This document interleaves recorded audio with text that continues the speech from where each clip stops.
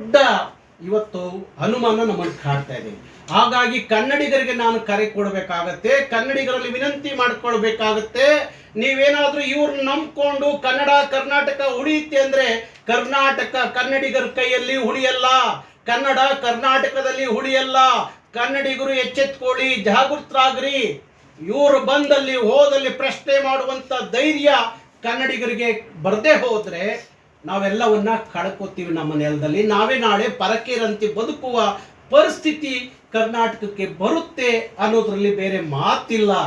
ಹಾಗಾಗಿ ನಾಳೆಯಿಂದ ಕರ್ನಾಟಕ ರಕ್ಷಣಾ ವೇದಿಕೆ ನನ್ನ ಕಾರ್ಯಕರ್ತರ ಮೇಲೆ ಏನು ಸುಳ್ಳು ಮೊಕದ್ದಮೆಗಳನ್ನು ಪೊಲೀಸರು ಹಾಕಿದ್ದಾರೆ, ರಾಜ್ಯ ಸರ್ಕಾರ ಹಾಕಿದೆ, ಅದರ ವಿರುದ್ಧ 31 ಜಿಲ್ಲೆಯಲ್ಲೂ ಪ್ರತಿಭಟನೆಗೆ ನಾವು ಕರೆ ಕೊಡ್ತಾ ಇದ್ದೀವಿ. ಹಾಗಾಗಿ ನಾಳೆಯಿಂದ 31 ಜಿಲ್ಲೆ ಕಾರ್ಯಕರ್ತರ ಮೇಲೆ ಹಾಕ್ದಂತಹ ಸುಳ್ಳು ಮೊಕದ್ದಮೆಗಳನ್ನ ವಾಪಸ್ ತಗೋಬೇಕು, ಅವ್ರನ್ನ ಬಿಡುಗಡೆ ಮಾಡಬೇಕು. ಹಾಗೆ ಹಿಂದಿಯ ಬಲವಂತವಾದ ಹೇರಿಕೆಯನ್ನ ಕೇಂದ್ರ ತಕ್ಷಣ ವಾಪಸ್ ಪಡಿಬೇಕು. ಕರ್ನಾಟಕದಲ್ಲಿ ಯಾವತ್ತೂ ಹಿಂದಿ ಬರಲಿಕ್ಕೆ ಕರ್ನಾಟಕ ರಕ್ಷಣಾ ವೇದಿಕೆ ಬಿಡಲ್ಲ. ಕರ್ನಾಟಕದಲ್ಲಿ ಕನ್ನಡ ಭಾಷೆಯೇ ಸಾರ್ವಭೌಮ ಭಾಷೆ. ಕನ್ನಡದ ಮೇಲೆ ಯಾರ ದಬ್ಬಾಳಿಕೆಯನ್ನು ನಾವು ಸಹಿಸಲ್ಲ. ಎಷ್ಟೇ ಸಲ ಜೈಲಿಗೆ ಹೋದ್ರೂ ಚಿಂತೆ ಇಲ್ಲ, ಕೇಸ್ ಹಾಕಿರೋ ನೀವು ಚಿಂತೆ ಇಲ್ಲ. ನನ್ನ ಭಾಷೆಯ ಮೇಲೆ ಹಿಂದಿ ಆಗಲಿ ಇನ್ನೊಂದು ಭಾಷೆಯ ದಬ್ಬಾಳಿಕೆಯನ್ನ ಕರ್ನಾಟಕ ರಕ್ಷಣಾ ವೇದಿಕೆ ಸಹಿಸಲ್ಲ ಅನ್ನೋದನ್ನ ಎಚ್ಚರಿಕೆಯಾಗಿ ಸರ್ಕಾರಗಳಿಗೆ ಕೊಡಬೇಕು ಅನ್ನೋ ತೀರ್ಮಾನವನ್ನ ಕರ್ನಾಟಕ ರಕ್ಷಣಾ ವೇದಿಕೆ ಮಾಡಿದೆ.